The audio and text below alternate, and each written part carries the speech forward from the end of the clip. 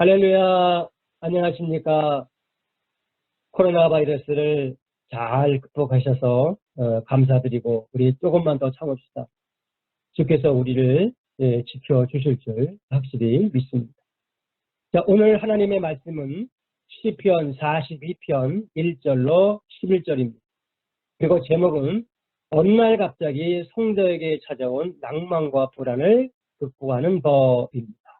자, 오늘은 제가 설교를 하기 전에 여러분에게 중요한 것을 보여드리기 위해서 먼저 이 이야기를 하고 설교를 시작할까 합니다. 얼마 전 뉴스를 통하여서 안타까운 소식을 들었습니다. 한인들 4사람이 산행을 했다고 합니다.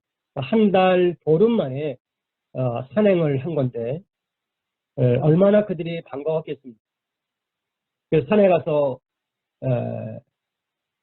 바베큐도 해먹고 또 불고기도 먹고 그리고 좋은 시간, 즐거운 시간 보냈다고 합니다. 그리고는 이제 집으로 왔는데 갑자기 몸이 4사람이 이상을 해서 병원에 갔는데 병원에서 진단 결과가 나오는데 뭐라고 나왔냐면 코로나 바이러스 확진이라고 나왔어요. 그러면서 하는 얘기가, 병원 측에서 하는 얘기가 감기약을 조제해 주면서 이거 먹고 집에 가 있으래요. 입원도 안 시켜주고. 그래서 이 4분이 집으로 갔는데 그 중에 한 분, 50대 되시는 분이 갑자기 몸에 문제가 생겨가지고 병원으로 가려고 했는데 이미 숨을 졌다고 합니다. 그분이 코로나 확진에 의해서 하늘나라로 먼저 가신 거죠. 많은 사람들이 이 소식을 접하는 후에 하는 이야기가 이겁니다. 어차피 참은 거 조금만 더 참지. 어차피 참은 거 조금만 더 참지 하면서 안타까워하면서 그분의 장례식도 참석하지 못하고 혼자 하늘나라로 갔다고 합니다. 얼마나 안타까운 소식입니까? 제가 이 소식을 드리는 이 중요한 포인트 중에 하나는 요즘에 우리는요, 마스크라고 하는, 여기 마스크 보이시죠? 이 마스크가 우리를 살립니다, 사실. 그래서 이 마스크 쓰고 활동하고 하면은 웬만해서는 우리가 코로나 바이러스에 걸리지 않습니다. 그런데 역설적으로 이 마스크가 코로나 바이러스에 걸린대. 이게 무슨 말이냐면요. 바로 이겁니다. 이 마스크에 코로나 바이러스가 이 앞에 묻으면 약 3시간 내지 5시간 정도 생존한대요. 그러면 이게 어떻게 해서 이게 코로나 바이러스에 걸리느냐 하면요. 제 얘기를 잘 들으시면 됩니다. 자, 마스크를 끼고 이제 쇼핑을 했습니다. 집에 돌아왔어요. 이제 마스크를 벗어야 되잖아요. 그럼 대부분의 사람들이 마스크를 어떻게 벗냐면요. 여기를 짚고 이렇게 땁니다. 또 한 손을 버리고 이렇게 땁니다. 그리고는 마스크를 벗고 그리고는 버려요. 네, 버립니다. 자, 그런 다음에 현관문을 열고 들어가요. 화장실을 열고 들어가서 손을 씻습니다. 그런데 그 손을 씻으나 마나요. 왜 씻으나 마나죠? 이미 코로나 바이러스는 문고리에도 묻어 있고요. 화장실 쪽에 문고리도 이미 묻어 있어요. 그러니까 식구들이 코로나 바이러스가 보여요, 안 보여요?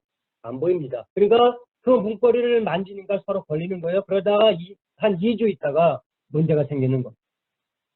이런 부주의만 우리가 해결만 하면 코로나 바이러스에 걸릴 확률은 거의 없어요. 요즘. 자, 그러면 이거를 이렇게 하지 않기 위해서, 버리지 않기 위해서는 어떻게 하느냐? 제가 시범을 보이겠습니다. 우리나라 속도에 그런 말이 있죠. 백문이 불여일견이다. 100마디보다는 한 번 버리게 나아요. 자, 그래서 제가 지금부터 시범을 보이겠습니다. 자, 이제 쇼핑을 하고 집에 왔어요. 자, 이 마스크를 어떻게 벗냐? 잘 보세요. 여기를 하고요. 자, 이쪽 뒤를 내리고요. 가운데를 절대 잡으면 안 됩니다. 대롱대롱하죠. 그 다음에, 요게 뭡니까? 네, 요게 뭐예요? 비닐봉지죠. 요 비닐봉지 안에 쏙 집어넣은 다음에 잽싸게 짬매가지고 버리면 됩니다. 그러면 코이나바에서 안 걸려요. 안 걸립니다. 네, 쉽죠? 요게 굉장히 우리 생명을 살립니다. 네. 사랑하는 우리 성도 여러분이 생명을 지키기 위해서는 지금 이거 하십시오. 그리고 여러분의 가장 가까운 그리고 사랑하는 사람, 지인들, 친구들, 이웃 사람들에게 알리세요. 그래서 오늘 본 이 방송도 다른 사람에게 보내셔서 여러분의 가까운 사람들이 안타깝게 하늘나라 가지 않도록 여러분들에게 협조해 주시면 고맙겠습니다. 아멘. 아멘이십니까? 자, 그러면 이제 본격적으로 하나님의 말씀을 들어가도록 하겠습니다. 오늘 성경 말씀은 시편 42편 1절부터 11절까지입니다. 제목은 어느 날 갑자기 성도에게 찾아온 낭만과 불안을 극복하는 방법. 시편을 우리가 이제 공부를 하게 되면 그 시편은 설교자에게 무한한 설교 자료를 주는 것이 사실입니다. 또 다른 한편으로는 설교자의 지식, 생각, 판단, 경험이 설교 속에 묻어나올 수 있는 단점도 있습니다. 이것은 설교를 듣는 성도들에게는 치명적인 결함입니다.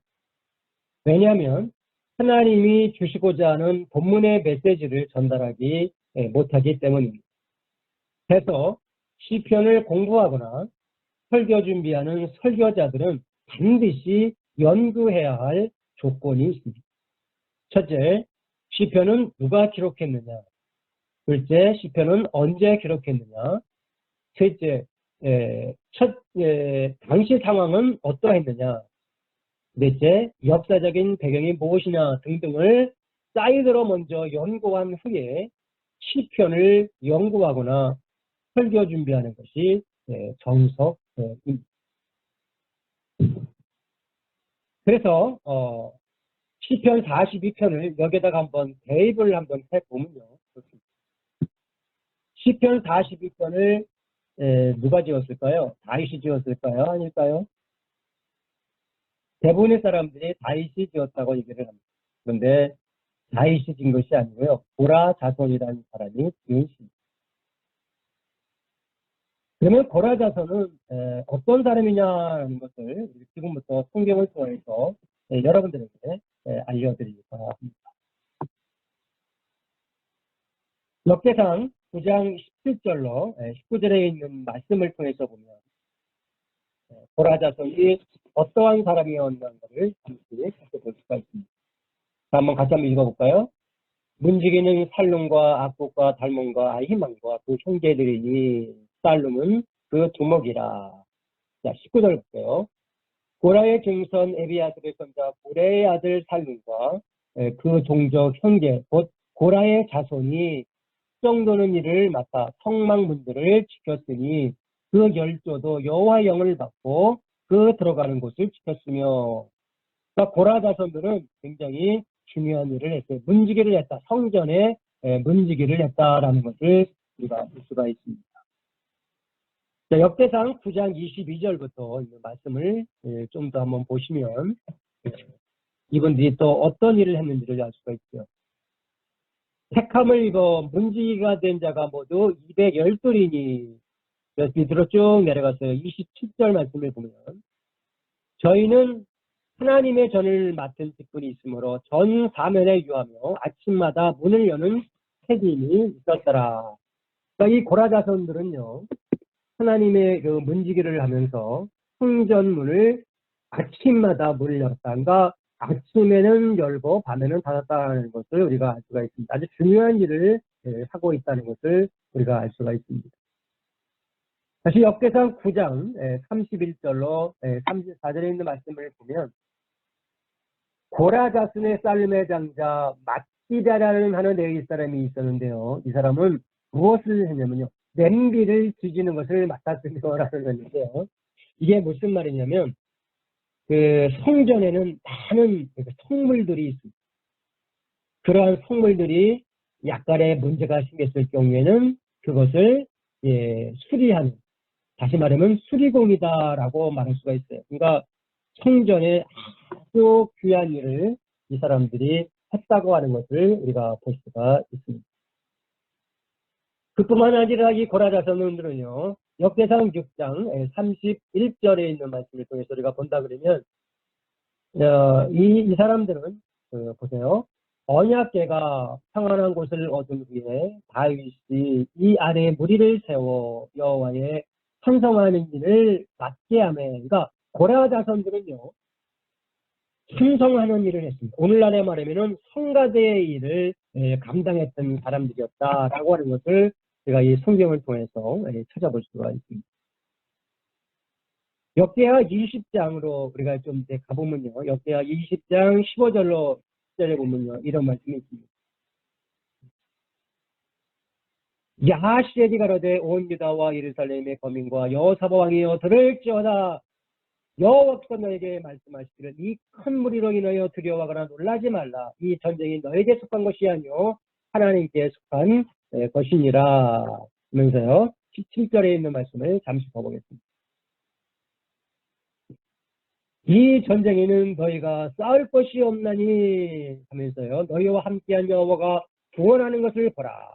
유다와 예루살렘아 너희는 두려워하며 놀라지 말고 내일 저희를 마주 나가라.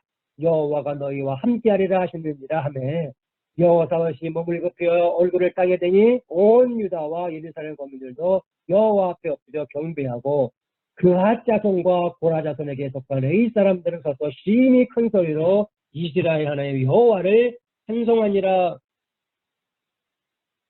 고라 자손들이 어려운 상황에서, 두려운 상황에서도 그들은 왕의 말을 따르면서 찬송했다고 성경은 기록해주고 있습니다. 고라 자손들은 자신들의 재능을 주님을 위해서 아낌없이 헌신한 사람들, 하나님의 일을 하면서 절대 생색을 내지 않는다는 사실을 이 고라 자손들을 통해서 알 수가 있습니다. 이렇게 하나님의 교회에 충성하는 이 고라 자손들에게는요, 고라의 일을 잊지 않고 있었습니다. 고라 자손은요, 자랑스러운 조상이 아닙니다. 그 이유가 뭘까요? 자, 우리 성경을 통해서 한번 보겠습니다. 민수기 16장 1절부터 3절에 있는 말씀. 레위의 증손 고아의 손자 이스라엘의 아들 고라와 라고 쭉 나오고 있죠. 자, 3절. 그들이 모여서 모세와 아론을 거스려 그들에게 이르되 너희가 분수에 지나도다. 회중이 다 각각 거룩하고 여호와께서 그들 중에 계시거늘 너희가 어찌하여 여호와의 총회 위에 스스로 높이느뇨 그렇게 말을 합니다. 자, 민수기 16장 19절입니다. 고라가 온 회중을 회막문에 모아놓고 두 사람을 대적하려 하며 여호와의 영광이 회중에 나타나시니라. 자, 16장 28절입니다. 모세가 그러되 여호와께서 나를 보내사 이 모든 일을 행케 하신 것이 나의 힘으로 함이 아닌 줄을 이 일을 인하여 하리라. 이 사람들의 죽음이 모든 사람과 일반이요 그들의 당하는 벌이 모든 사람에 당하는 것이다. 일반이며 여호와께서 나를 보내심이 아니오니와 만일 여호와께서 새 일을 행하사 땅으로 입을 열어 이 사람들과 그들의 모든 소속을 삼켜 한 채로 음대에 빠지게 하시면 이 사람들이 과연 여호와를 멸시하신 것인 줄을 너희가 알리라. 이 모든 말을 마치는 동시에 그들의 밑의 땅이 갈라지니라.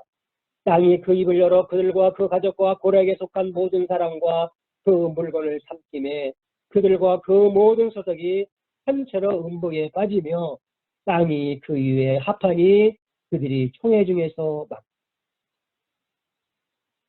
고라와 그 일당들이 모세를 대적을 했을 때 하나님께서 이들을 지진을 나게 해서 그 속에 빠뜨리게 했다는 이야기가 나옵니다. 그런데요, 민수기 26장에 가면 하나님의 놀라운 은총의 이야기가 보실까요? 여호와께서 애굽 땅에서 나온 모세와 이스라엘 자손에게 명하신 대로 너희는 20세 이상 된 자를 계수하라 하니라. 계속요. 5절을 보시겠습니다. 이스라엘의 장자는 르우벤이라. 르우벤 자손은 한옥에서 난 한옥과 가족과 달렉에서 난 달로 가족과. 계속요.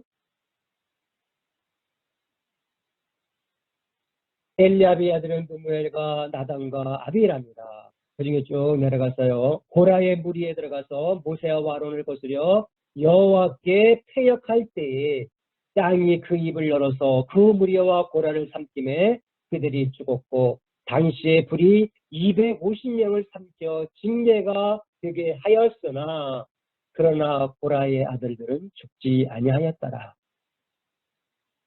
고라가 하나님의 명령을 거스리고 악행을 저질렀을 때에 하나님께서는요, 고라의 아들들은 살려주셨다고 하는 하나님의 은총의 이야기가 이 성경에 기록이 되어 있음을 우리가 볼 수가 있습니다. 네. 이렇게 우리가 먼저 이 성경을 시편 42편을 연구하기 전에, 설교하기 전에 먼저 이렇게 고라 자손에 대한 이야기를 먼저 우리가 배우고 이제 성경으로 들어가면 좀 더 성경의 이해가 빠릅니다. 자, 이제 시편 42편 1절을 이제 본격적으로 보겠습니다. 하나님이여 사슴이 시냇을 찾기에 갈급한같이 내 영혼이 주를 찾기에 갈급하니이다. 여기서 갈급하다라는 단어는요, 헐떡거리다는 얘기입니다. 헐떡거리다. 몇 달 동안 비가 오지 않는 곳에서요, 시냇물은 다 말라가고 물 한 방울 구할 수 없는 사슴이 얼마나 급하게 물을 찾을까요? 그럴 때는 혀를 내고 헐떡이지 않겠습니까? 사슴이 물 찾는 심정으로 하나님을 간절히 찾고 있다. 누가요? 고라 자손들이. 시편 119편 131절에 있는 말씀을 보면요, 이런 말이 나옵니다. 내가 주의 계명을 사모함으로 입을 열고 헐떡였나이다. 다윗이 하나님의 말씀이 너무 그리워서 헐떡였어요. 하나님의 말씀이 얼마나 사모했으면 말이에요. 시편 63편 1절로 하면요.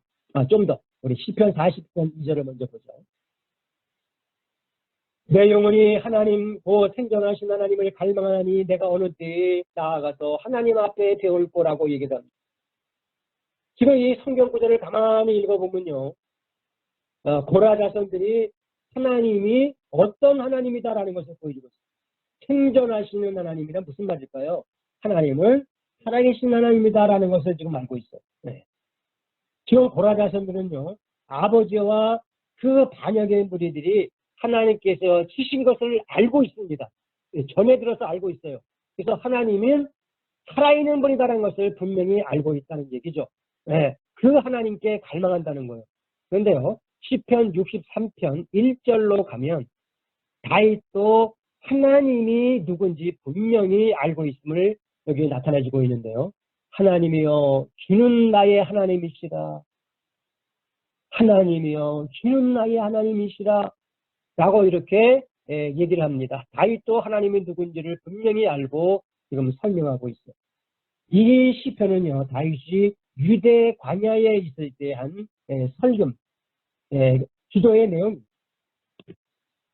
여러분, 유대 광야는요, 어떤 곳이냐면요, 굉장히 메마른 지역입니다. 그 유대 광야는 어디 있냐면요, 예루살렘과 사해바다 중간 지점에 유대 광야가 있는데, 여기는 돌과 모래만 있는 곳이에요. 그리고 풀한 폭이 나지 않는 곳이에요. 그리고 뱀과 정갈이 있는 곳입니다. 다윗은 선택의 여지 없이 그곳으로 들어갔어요. 왜냐하면 사울이 추적을 피하기 위해서, 그는 살기 위해서 그곳으로 들어갔습니다. 다윗은 그곳에 들어가서 물을 찾기에 온 힘을 다했어요. 힘이 차고 헐떡입니다. 그러한 와중 속에서 그는 하나님을 바라봅니다. 그때 그가 아마 이런 말을 하지 않았을까? 여호와는 나의 목자시니 내가 부족함이 없으니 그가 나를 푸른 초장을 하게 하시니 그가 유대광야에서 엄청나게 오랜 시간 동안 그가 방황하고 있을 때 어디선가 물소리가 들렸습니다. 졸졸졸졸 졸졸졸졸. 그가 그곳에 물소리 나는 곳으로 그가 갔을 때 거기에는 엔게디라고 하는 곳이 있었는데요. 바로 거기에 자그마한 폭포가 있었습니다. 거기에는 최고의 오아시스입니다. 하나님께서 숨이 헐떡이는 그 다윗을 그곳으로 인도하셨습니다. 이 엔게디 폭포에는요, 사시사철 물이 샘솟고요, 맑은 물이 나옵니다. 그래서 많은 짐승들이 그곳에 기거하며 삽니다. 자, 다음 주에는 이 흥미진진한 이야기를 다음 주에는 할 것입니다. 다음 주에는 엔게디 폭포와 연관된 말씀을 하도록 하겠습니다. 자, 다음 주를 요거는 기대해 주세요. 자, 오늘은 계속 넘어가겠습니다. 본문의 저자인 고라 자손들은요, 지금 굉장히 어려운 고난과 고통 속에 지금 있습니다.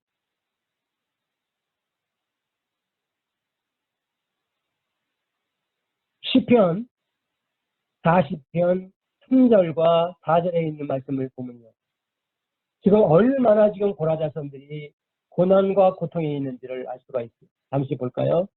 사람들이 종일 나더러 하는 말이 네 하나님이 어디 있느냐 하니 내 눈물이 주야로 내 음식이 되었도다. 내가 전에 성의를 지키는 무리와 동행하여 기쁨과 찬송 소리를 바라며 저희를 하나님의 짐으로 인도하였더니 이제 이 일을 기억하고 내 마음이 상합니다. 지금 너무너무 이 사람들은요, 힘든 상황에 있어요. 네.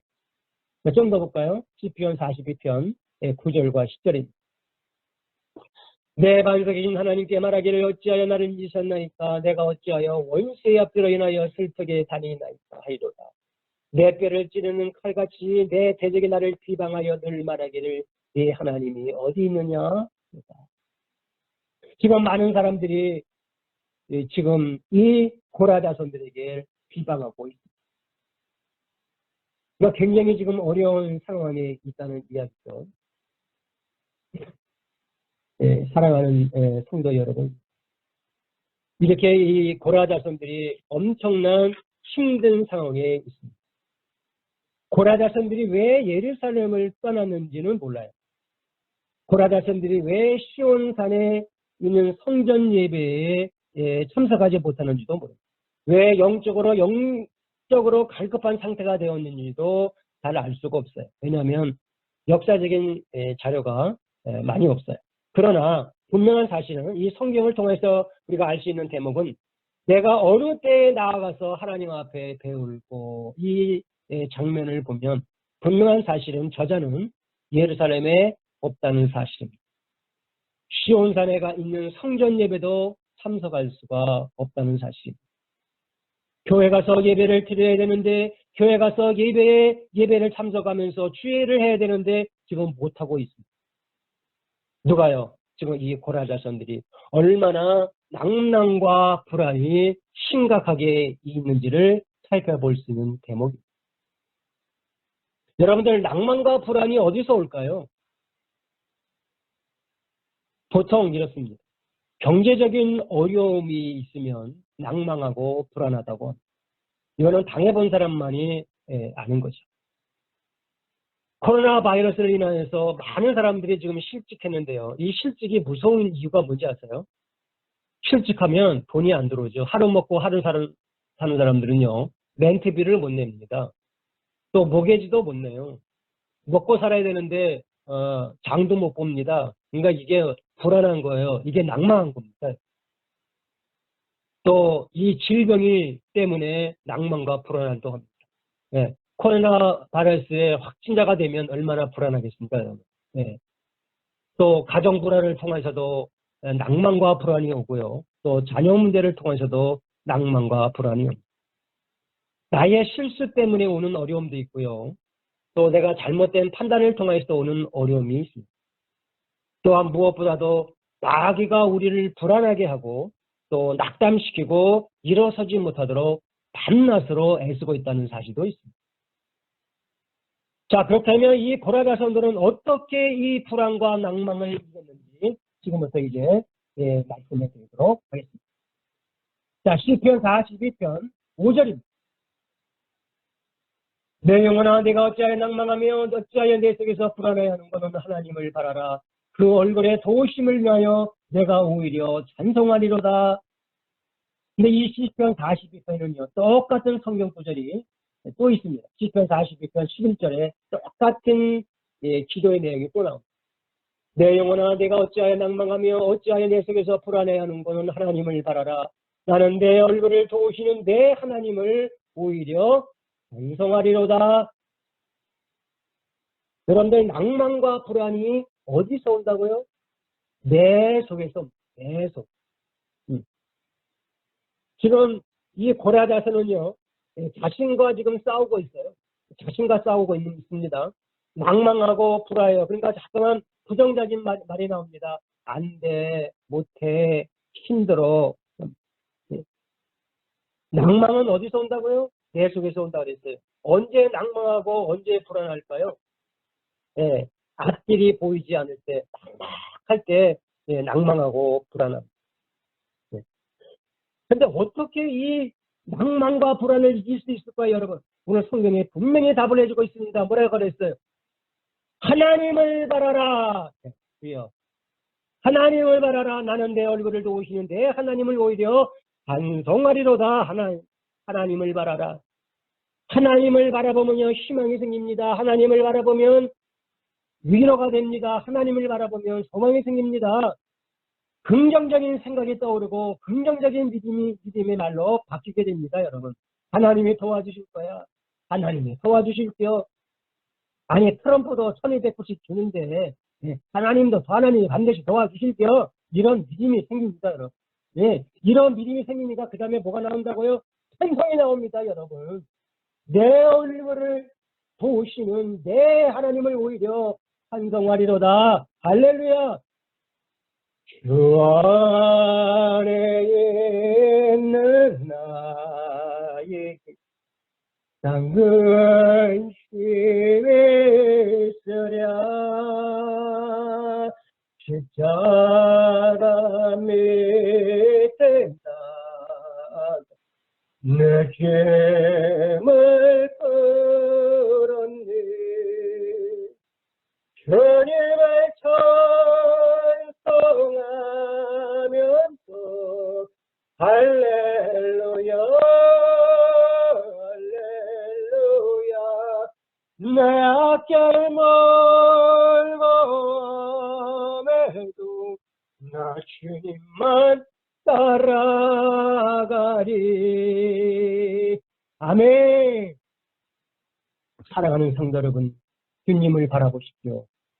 그러면 여러분의 입에서 제가 이제 지금부터 여러분에게 왜 찬송이 나오는지 거기에 대한 성경 구절을 몇 구절 여러분에게 소개시켜 드리려고 합니다. 자, 마태복음 11장 28절입니다. 이 말씀 우리가 너무나도 아는 말씀이죠. 유명한 말씀입니다. 수고하고 무거운 짐자들아 다 내게로 오라. 내가 너희를 쉬게 하리라. 여러분들의 무거운 짐을 주님께 맡기세요. 그러면 주님께 다 내려놓으라고 말씀하십니다. 주님이 대신 짊어주세요. 믿으십니까? 아멘. 저는 이 성경 구절을 이렇게 읽으면 옛날 생각이 납니다. 그 예화 하나가 생각이 나는데요. 아마 우리 반석회 선생님들은 아마 들어보신 분이 있을지도. 저기 시골에 가면요, 그 5일장이 있고 6일장이 있어요. 그 시골에 가면요, 마을 벌스가 있어요. 그 장을 본 그 어느 나이 많으신 할머니께서 장을 보시고 버스를 기다리죠. 그리고 이제 그 버스를 이제 타고 올라탔어요. 그러면 버스가 출발합니다. 다른 사람은 다 자리에 앉았어요. 근데 이 할머니는 무거운 짐을 머리에다 짚고서 서 있습니다. 한참 가는데 그 버스 운전사가 그럽니다. 할머니, 그 자리도 많은데 좀 앉으세요. 불편하잖아요. 그랬더니 그 할머니가 뭐라는지 아십니까?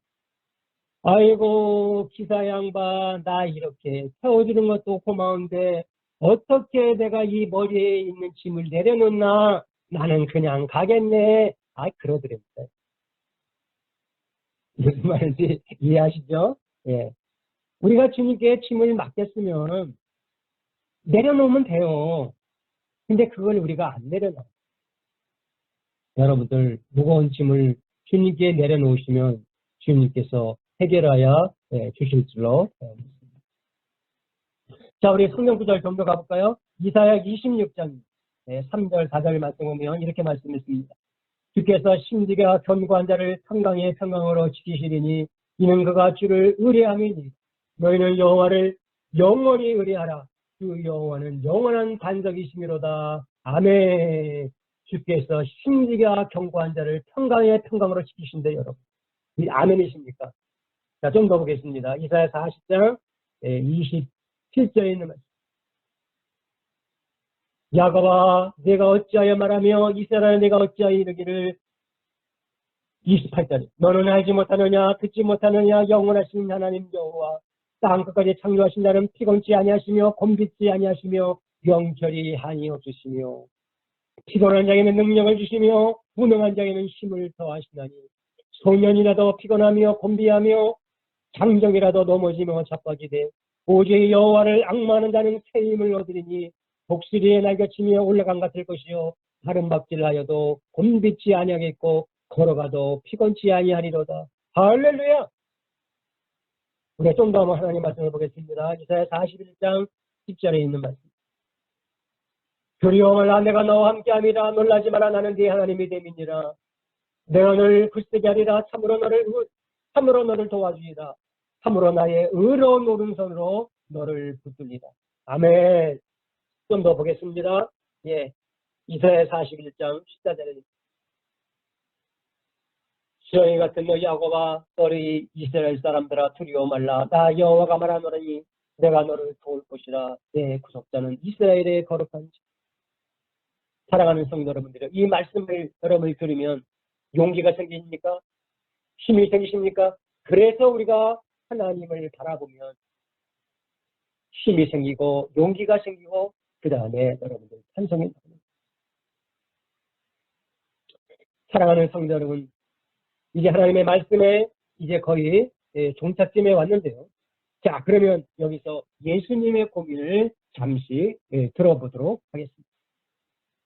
마태복음 26장 그 말씀을 통해서 우리가 한번 보겠습니다. 이 말씀은 우리가 너무나도 잘 알고 있는 말씀이에요. 우리 예수님께서 겟세마네 하나라고 하는 곳에 가셔서 기도하시는 장면인데요.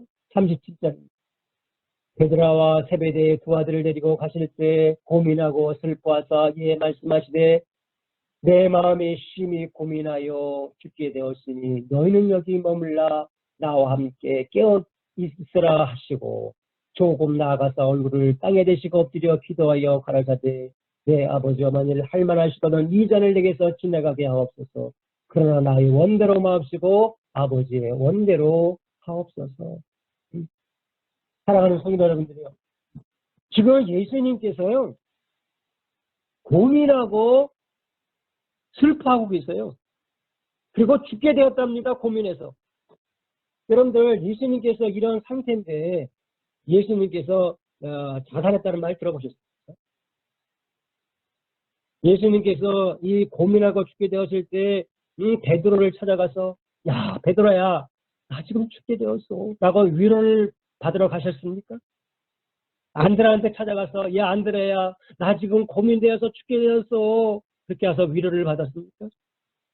마태한테 쫓아가서 말하기를 아이고 마태야 나 너무 힘들어 나 고민하여 죽게 되었어 라고 말했습니까? 아니 예수님은 뭘 했습니까? 고민하여 죽게 되었을 예수께서 뭘 했습니까? 성경은 말하기를 엎드려 기도하여 가라사대 우리 예수님께서 기도하셨습니다. 여러분들 엎드려 기도했었습니다. 여러분 예, 영이 메마르면요 고민하여 죽게 될 때요 낭만과 불안이 오고 초조하고 답답하게 올 때요 기도 절대 안 나옵니다. 네. 하나님 바라볼 수가 없어요. 세상을 바라봅니다, 여러분. 영이 메마르면요, 기도 안 나와요. 힘들 때 나올 것 같으죠? 안 나옵니다. 그런데요, 예수님은 하셨어요. 고민하여 죽게 되었을 때 예수님은 엎드려 기도하셨어요. 그 이유가 뭔지 아세요? 예수님 자신이 말씀이에요. 말씀이 육신이 되어 이 땅에 오셨기 때문에 말씀 안에 거하시기 때문에 그분은 엎드려 기도하신 겁니다, 여러분. 우리도 마찬가지예요. 영이 메마르지 않기 위해서는 어떻게 해야 되느냐? 하나님의 말씀을 매일 조금씩 읽고 그 말씀을 묵상하면 영이 강건해집니다, 여러분. 영이 강건해질 때 고민하고 죽게 될 때 예수님처럼 엎드려 기도하게 됩니다. 아멘이십니까, 여러분? 여기서 중요한 포인트 한 가지가 있는데요. 성경을 매일 조금씩 여러분 읽으셔야 돼요. 매일 조금씩이라도 읽으셔야 합니다. 3일 읽고 안 하고, 일주일 하고 안 하고, 한 달 하고 안 하고, 이거 소용없어요. 계속 쉬지 말고 하셔야 합니다. 제가 매일이라는 그 단어를 제가 한번 찾아봤는데 이렇습니다. Every day, little by little, step by step, keep going, go on, don't give up. 이런 단어가 있더라고요. 네.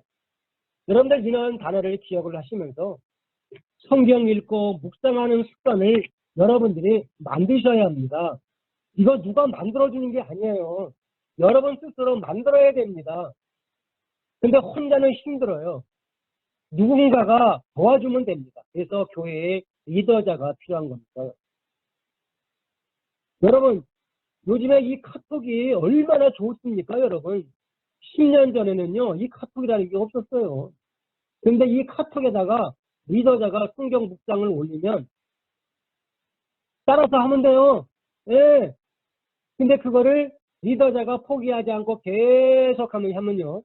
계속 하면 이제 끝까지 갑니다. 따라만 오면요. 예. 지금 우리 반석교회에서 성경 묵상을 카톡으로 하는데요. 벌써 2주 했어요. 이제 내일부터는 이제 3주째가 시작이 되는데요. 이거 대단하지 않습니까, 여러분? 이 간단한 이 심플한 것이요. 결국에는 영을 강건하게 합니다. 그래서 요한 3서 1장 2절에 이렇게 말씀해주고 있지 않습니까, 여러분? 사랑하는 자여 내 영혼이 잘된 같이 내가 범사가 잘되고 강건하기를 내가 강구하노라. 할렐루야. 여러분의 영혼이 잘되기 위해서는 어떻게 됩니까? 하나님의 말씀을 읽고 묵상해야 됩니다. 그 방법 외에는 아무것도 없어요. 사랑하는 성도 여러분, 고라자 성도는요, 지금 현실이 너무너무 힘들어요. 조롱을 받지요, 비방하지요, 교회도 못 가지요, 가고 싶어도 못 갑니다. 그래도 그들은 믿음을 포기하지 않았습니다, 여러분. 그들은 어려운 현실 속에서 하나님을 바라보며 희망과 소망을 키워나갔습니다.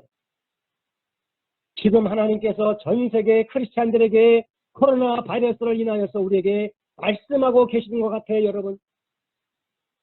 지금 하나님의 말씀을 가까이 할 수 있는 최고의 기회를 주셨다고 말입니다. 여러분들 이 기회를 놓치지 마세요. 기회는 자주 오는 것이 아닙니다. 여러분, 지금 하나님의 말씀을 가까이 하지 않으면 코로나 바이러스가 끝나도요. 하나님의 말씀을 가까이 하지 않는 것은 자명한 일입니다, 여러분.